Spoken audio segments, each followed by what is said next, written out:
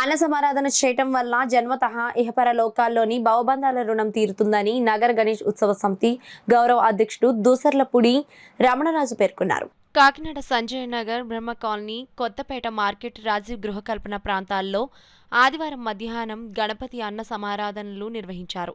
రమణరాజు అతిథిగా పాల్గొని ప్రారంభించారు. సిటీ, గ్రామీణ ప్రాంతాల్లో 566 చవితి కమిటీలు ఏర్పడి గత 3 వారాలుగా భక్తుల సహకారంతో విరివిగా అన్న సమారాధనలు పూర్తి చేశారని తెలిపారు.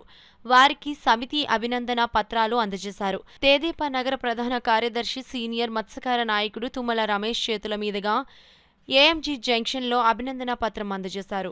వైఎస్ఆర్సీపీ నగర కార్యదర్శి బోరా వెంకటేశ్వరరావు, జిల్లా బీసీ సంఘం నాయకుడు వాసంశెట్టి రాజేశ్వరరావు, స్థానిక మహిళా సంఘాల ప్రతినిధి టి లీలావతి సుబ్రహ్మణ్యం, శివప్రసాద్, అప్పారావు, వరసిద్ధి వినాయక మహిళా సంఘం సభ్యులు పాల్గొన్నారు. ఈ అన్న సమారాధన నైవేద్యాన్ని వారికి కూడా అందజేయడం అనేటువంటిది బహుశా ఈ కాకినాడ నగరంలో ఈ ప్రాంతంలో ఈ విధంగా జరుగుతూ ఉంది. ఇది చాలా మంచి ఆధ్యాత్మిక సంస్థగా వర్ధిల్లాలి.